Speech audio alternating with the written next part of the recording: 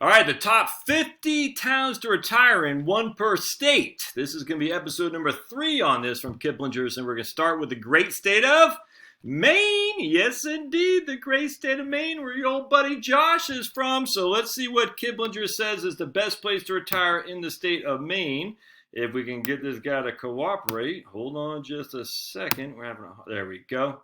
It's still there. All right. Whatever. So Portland, Maine is ranked number 1 in the great state of Maine. There's is that Portland Headlight? I think it is, and that's over by I forgot the name of that beach, over by South Portland in Portland, Higgins Beach, I think, if memory serves. So let's see what they say about Portland, Maine. So the Portland, Maine metropolitan area is about 525,000 people or so. Portland, Maine has only had 65,000 people since I was there. I think there's no more growth to be had in Portland other than upwards for sure. It's all going out to Gorham, South Portland, Scarborough. I don't think Cape Liz was growing that much, but all those areas, probably Falmouth and whatnot. Share of population 65 and above in Portland is 17%. The cost of living is about 13.5% above the national average, so that's not as high as I would have thought, actually. Maine's got a lot of poor people, my friends, lots of poor people. I think a lot of people just look at this, the beauty, say, oh, man, it's awesome, but it's very, very poor state. One of the poorest in the United States. If memory serves, I think it's the poorest in all North. I think it's not that far behind Mississippi and whatnot in terms, or in front of Mississippi in terms of poverty. Average income is about 47,000 people in Portland, and the community score is 65.8. The largest city in Maine, Portland offers a lively downtown and plenty of urban-esque amenities amidst the great outdoors of the Pine Tree State. You can enjoy museums, theaters, and an array of eclectic dining. Eclectic. That's your favorite word. The flagship LL Bean is nearby Freeport, and I think that's south of Portland, if memory serves. Or is that north? I can't remember. It's a must-see for many visitors, but resident shoppers also flock to Portland's unique boutiques and outlets. All the while, you're never too far from many beaches. That's true. This means ample opportunity to lounge on the shore and dive into water-based activities, including fishing and all that stuff. So the thing about Portland, which is interesting, is when we were growing up there, the old port was a dump, and all the gentrification and all that was they stopped it. People like my mom, actually, they got in front of that, stopping gentrification, because gentrification in the 60s was going into the 70s, and it was just it's horrible. And those people who are part of that should be ashamed of themselves without question. I'm thinking of a guy right now who say, yeah, they had some good architecture. I'm not an architecture.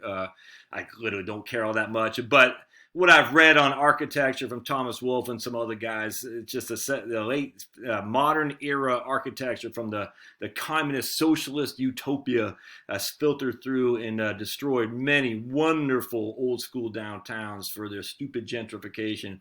Thankfully, Portland, Old Port was able to escape that. And so you got Old Port, which is where the tourists flock, which is right on the waterfront there. Commercial Street. It's still a working dock. It's awesome. I just remember growing up there. That Commercial Street area was right on the water. That was, I don't want to say it's poor, but it was like sailors and stuff. And that was probably before my time. I just remember hearing the stories about the sailors, ruffians or whatever, running around down there. Now it's just freaking hoity-toity for sure. It's awesome. There's no other way around. It's fantastic. You go up to Commercial Street. What was that first street? Commercial Street. I can't remember. Commercial Street is going through downtown, right? The front street. Oh man, what is that street called? I can't remember anymore. But it's where DeMillo's is.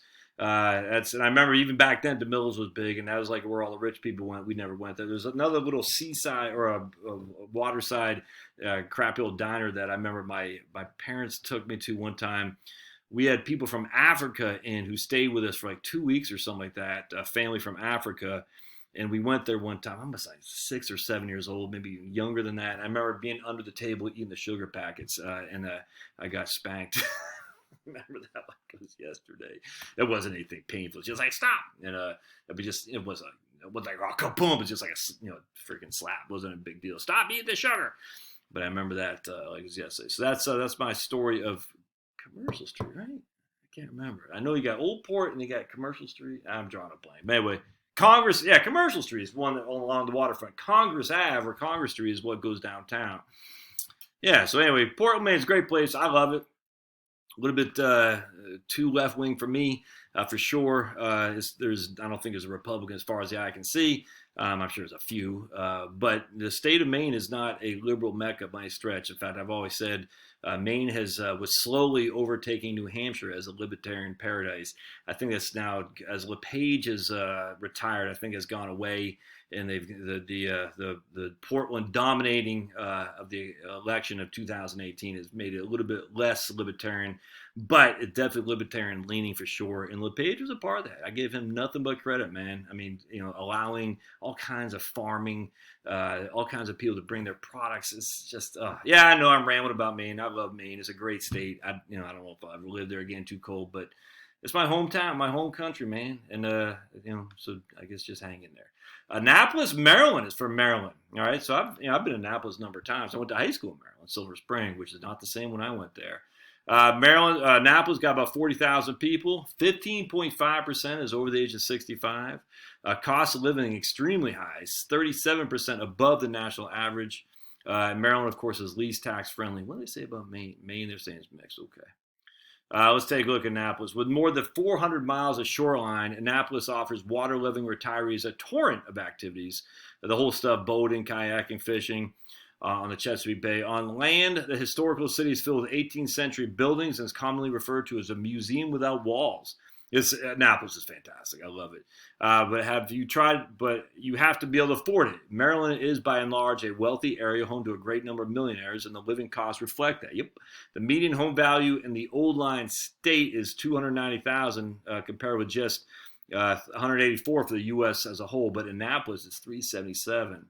And Maryland, this part of the eastern shore of Maryland, it's freaking awesome. It's just the crab. It's just I love it. I don't think I'll ever live in Maryland again, but it's fantastic. Pittsfield, Mass. I don't even know. Was that out west? I'm not familiar with Pittsfield, Mass. I think it is Western Mass, I think. So let's see. This is Massachusetts, Pittsfield, Mass. 128,000 people. 21% are above 65.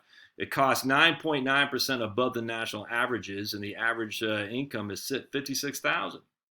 Massachusetts is not tax-friendly, and New England is notoriously expensive, but Pittsfield offers a small pocket of relative affordability, more reasonably priced than Boston, where living costs are 48% above the U.S. average. So Boston, 48% above the U.S. average. Housing is notably affordable in Pittsfield. The median home is valued about $170, which is just right about the national average, which is pretty interesting, compared with $341 for all Massachusetts and $423 for Boston proper. Leaf peeping in the fall may be enough to draw you to the Berkshires. Yeah, so I think that's out west, right, of Massachusetts. Who's that guy? There's a guy named Aaron, who was the singer for that band, Stained. Aaron, I'm getting old, my friends. 49 in 3 days. But Aaron, I forgot his last name, but he's a singer. He does a country. He's like a country kind of alt Americana singer now. Aaron, I've drawn a blank. Anyway, he's from the Berkshire. He sings a couple songs about Massachusetts. He's a good guy. I like listen to him for sure. But you have plenty to enjoy all year round, including excellent sites for camping and fishing, musical performances, the summer home of the Boston Symphony Orchestra. That's cool. There's World Car Art and Massachusetts Museum of Community Art. So I'm not familiar with Berkshire, so it's I just don't know much about it, but just it looks fantastic. Ann Arbor, Michigan. So Michigan comes in with 358,000 people. Share of population above 65 is 12%. That's pretty low, simply because the school's there. Cost of living is 22% above the national average, and the average income for households is $68,000. Whoa! So it's a wealthy town, Ann Arbor. Another college town well suited to retirees. Ann Arbor is usually is home to the University of Michigan with all the educational and health stuff that goes with it, including the Osher Lifelong Learning Institute. So I'm seeing this guy everywhere, Osher or lady. Got to look into that, because maybe once you hit 50, like your old buddy Josh next year, you can get some stuff for free, some education and entertainment for free. Oh, you can do that at MIT if you want. You know that? It's crazy. You can get all the classes at MIT, Massachusetts Institute of Technology, that MIT, for free. Sporting events, cultural fairs. They have the Geriatric Center. University of Michigan is where the Health and HRS, Health and Retirement Study is. The survey is through University of Michigan. So lots of retirement planning, think tank stuff there.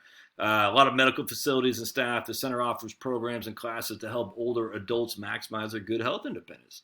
Affordability ain't cheap. Well, it's not as expensive as I would have thought. The median home value is $250 versus only $127 in the rest of the state. Ooh. Minneapolis, all right. Looks cold.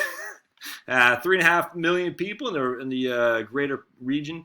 12.5% are above the age of 65. 4.5% is the cost of living above the national average. 54,000 roughly is the average income for households over 65.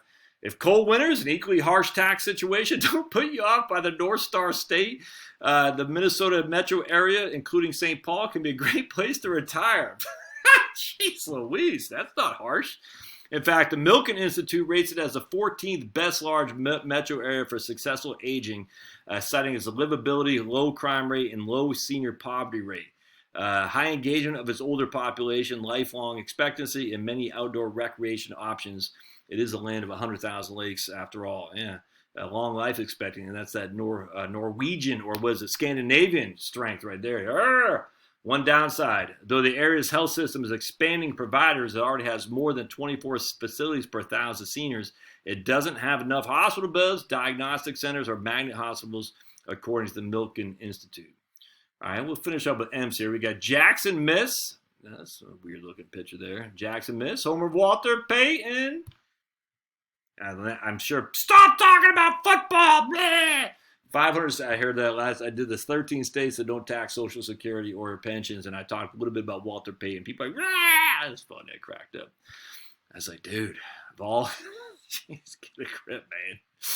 About 600,000 or so in Jackson. Share of population above 65 is about 13%. Oh, wow, only 11% below the national average for cost of living. I thought it would have been a lot lower than that. Average income in Jackson is actually higher than Portland, Maine. That's nuts. 50,000 people. Low cost and friendly tax policies can make for a sweet retirement in the Magnolia State, and the capital is particularly alluring. A surprisingly eclectic city that holds appeal to Civil War buffs, blues music aficionados, and even ballet fans. Dancers from around the world flock to Mississippi to compete for medals. That's interesting. The Milken Institute ranks Jackson 8th among the best large cities for successful aging. On top of its affordability, it offers an abundance of nurses, nurse practitioners, orthopedic surgeons, as well as caregiving options and geriatric facilities. Note, however, the area's residents are prone to unhealthy habits that you don't want to pick up in retirement, including low levels of activity and high levels of fast food dining.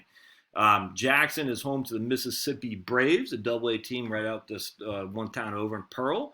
They got Jackson State University down there, and that's where Walter Payton ran in college. And they have the most eastern Whataburger that we could find. So when we drove from Texas back to Georgia, because we love Whataburger, the closest one we could find was in Jackson, right downtown Jackson, Mississippi. And after that, you're on your own for Whataburger. Now, let's see what else we got. We got Montana and Missouri. All right. I might have to I got to get out of here. So we'll close this one, Missouri, and then we'll keep going. St. Louis, the home of the freaking Blues. Boo! Boo!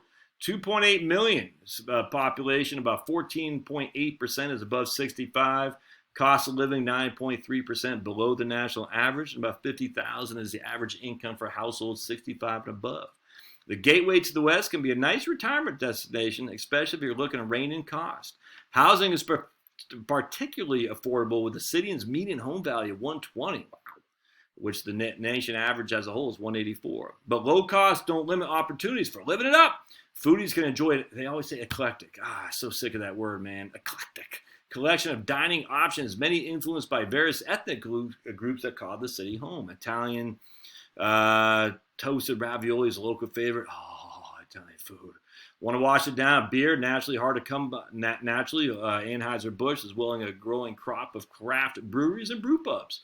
Take suds seriously, and to balance out all that good food and spirits, explore the area's hundreds of parks and miles of trails and waterways. Abundance of healthcare facilities, more than 40 establishments per 1,000 seniors. Wow, that's a lot. That's double the U.S. average. All right, so we got Montana, and I think, what else we got? Okay, so we'll finish up with Montana because I want to finish up with M's. Bozeman. That looks fantastic. I've never been there. Just freaking looks awesome. But 100,000 people there, so probably not big enough for double-A baseball, which is my criteria. I need a double-A baseball team. 11.2% is above the age of 65, so that's not much. And it is a little bit above the national average for cost of living because I think isn't Bozeman the University of Montana, I believe. 47,000 people, or 47,000, but $48,000 is the average income for folks in Bozeman. Not tax friendly as Montana. If you ever dreamed of retiring to the mountains, here's your chance. It's in the southern Montana, nestled in the Gallatin Valley, surrounded by the majestic ranges and national forest. Yellowstone and Grand Teton National Park sit due south of Bozeman. The geography means you have to be comfortable hiking, mountain biking, skiing, and backcountry exploring your way through retirement. Hunting and fishing, Montana State, I guess. Hunting and fishing are also popular local activities. Fantastic. Don't expect total isolation because Montana State's campus is home to about 15,000 students. Exuberant co-eds might not be the neighbors you pictured in your Mountain View retirement destination, but you may enjoy the dining, cultural, and entertainments that come with it. Yeah, I agree. All right, so let's close this one up. We'll come back for part 4 next. Hey, don't forget to subscribe, smash, and thanks for coming on board. See ya.